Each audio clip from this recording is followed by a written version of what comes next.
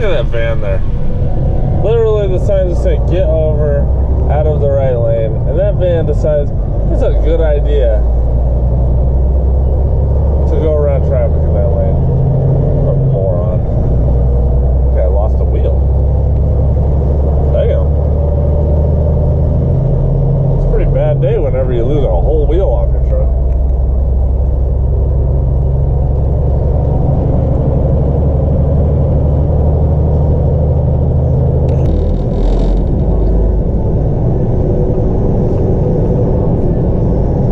This morning. All right, so day 2 of Atlanta to Dallas trip. We just hit dead stop traffic in Louisiana, and I figured it was a good time to bring you guys in. So probably not going to do a whole lot of filming this morning, maybe something. I got this seat back broke on me last night, so I got it all taped up here. You know, whenever anything doesn't work, just put some shitload of tape on it, right? So, well, I'm gonna get back to driving. Looks like traffic just cleared up, and I will see you guys in Dallas. Boom! We're in Dallas. No, actually, I'm just kidding. We're not in Dallas. Actually, we're in Van, Texas, which is about an hour on the east side of Dallas.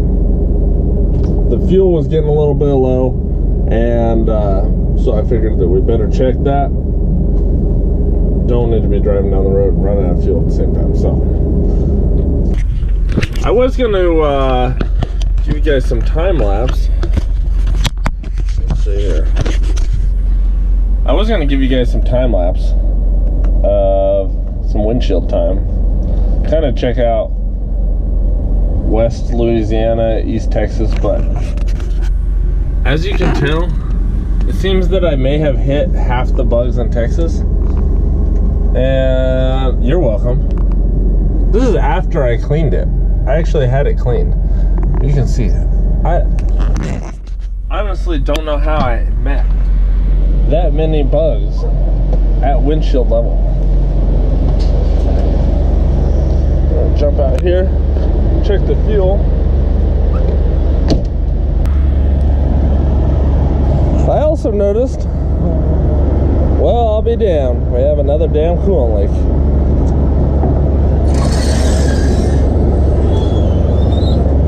Let's see if we can see where this is coming from.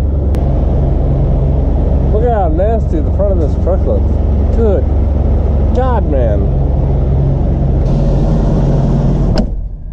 Alright, now that we have fuel in the truck, I can finally get moving down the road.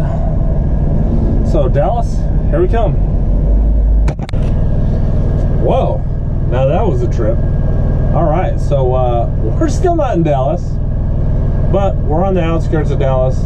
I believe we are by Terrell. I don't know. I stopped here because there's a movie theater here, and I figured that since today's content was a little bit lacking, then I would put the winch cable back on Megatron, because it got yanked off trying to shake a tree, and I haven't put it on yet. So since I've got nothing to do this evening, and you guys are probably already bored and want something to do, well, you know, let's just do something about it. So come on, let's go. You know, that diesel fuel really cleaned everything up under here. Kind of made it like look like an armor all at the bottom of the truck. But as you can see, there's no winch cable in there. It's actually in the back of the truck. So now you want to be extremely careful when handling used cable. If you look here, I've got a nasty little wound, or I should say a scar from a nasty wound.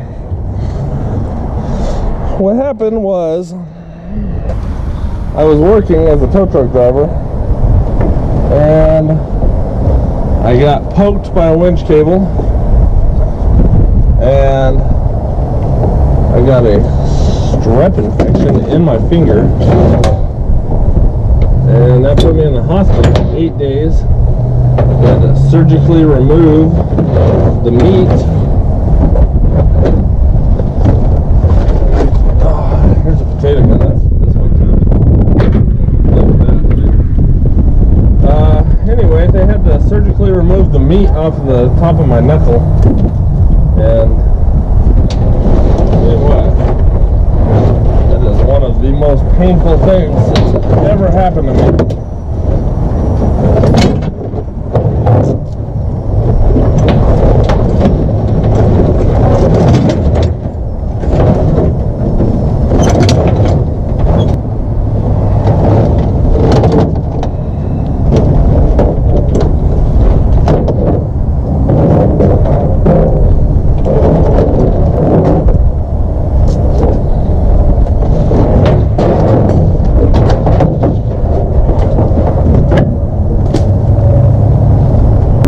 See what it looks like on the winch.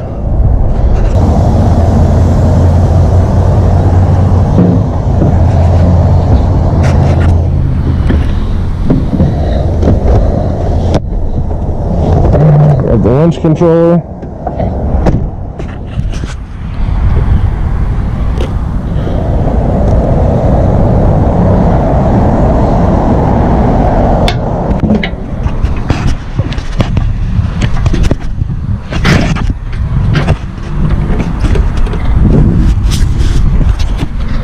Now these bumpers right here are luminous bumpers. They are all aluminum. This has a 17,500 pound winch. Here's the, we need an Allen wrench to pull that out.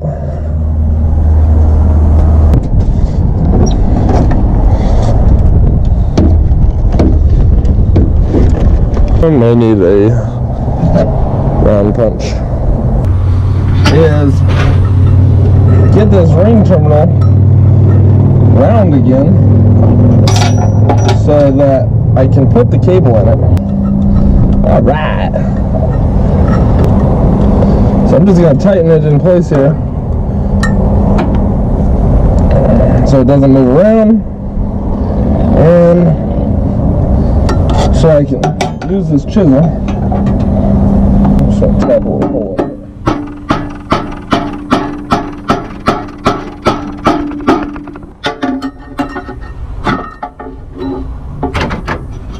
You can do this another way too. You can actually go to the store and buy a new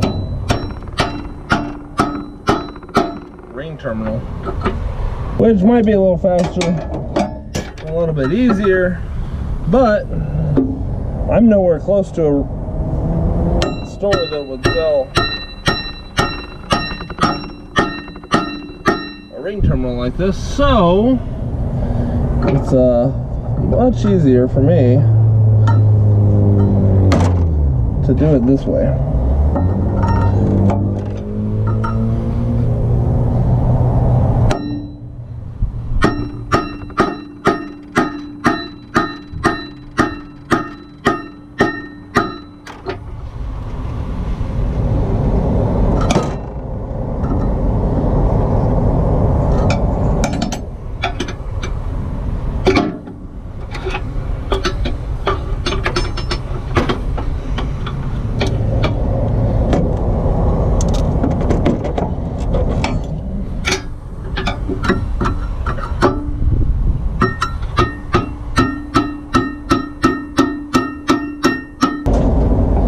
Unfortunately for us, this cable is not going to fit. Look at how nasty that looks. So, what we need to do is, we need to cut this back to a place where the wires are not messed up. You can see right here, the wires are kind of messed up, even at this point, from being flattened and broken and stuff like that. This is actually kind of what poked me in the knuckle. So Definitely got to keep an eye out throughout the entire winch cable for that, but we'll go all the way back to here. This is going to be a much better place. So I will show you how to cut that off there. You take the winch cable back to a spot that really hasn't been damaged that badly. So for me, for this cable, I think it's going to be right here. It's going to be the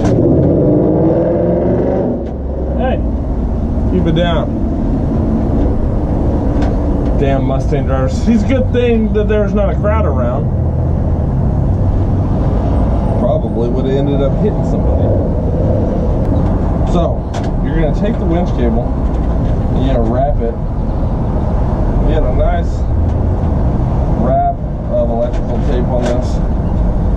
And just pinch it as you go around. And what this is going to do is when you complete your cut, it's going to keep the winch cable from unraveling itself, because these cables are braided. And so when you cut them, they can start unraveling and they become bigger.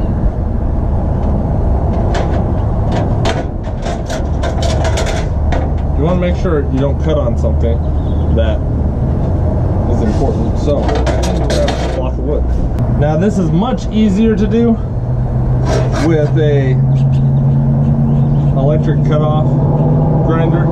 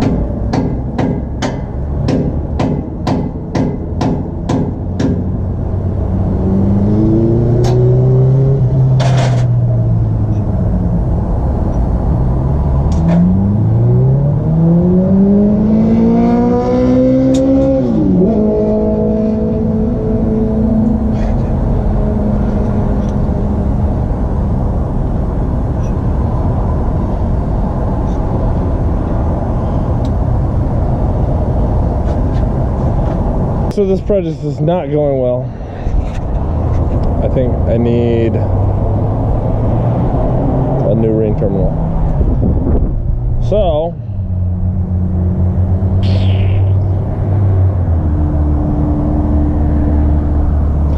I guess I'm gonna attempt to go find one. So this project's not going very good. Obviously, I kind of boogered up this one, and for some reason I just cannot get that big enough. I know that the winch cable isn't as small as it could be, but still I'm not able to get that as big as it needs to be. So I guess I'll go and grab one.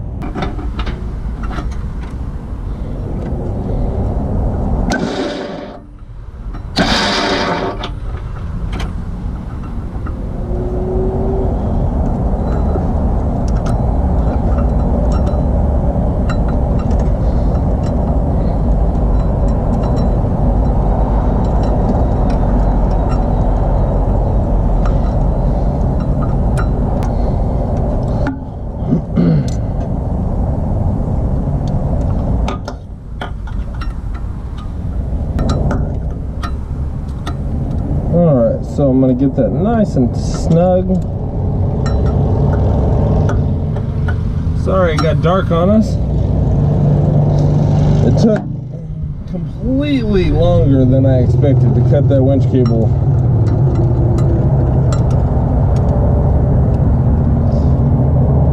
And by the way, this is a 7/16 inch winch cable. This winch cable is rated for what this winch is capable of. Now, if you have a 9 or a 10,000 pound winch, you're gonna have a smaller cable, obviously. So what we're gonna do now, we're gonna go ahead and spool the winch cable.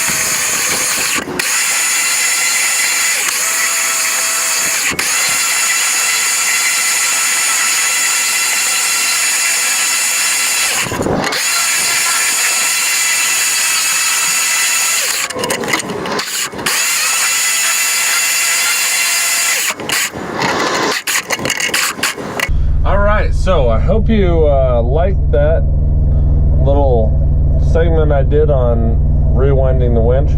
Sorry it got dark on us, but I did not expect it to take that long to cut the cable with a hacksaw. I've honestly never cut a winch cable, especially a 7/16 winch cable, with a hacksaw before. I've always used a grinder with a cutoff wheel because it's really cool. It shoots sparks everywhere. So you can do it. I wouldn't suggest trying it. It's a pain in the ass.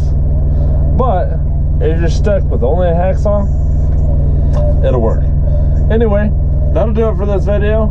And if you like what you saw, please subscribe to the video. And I will see you next time.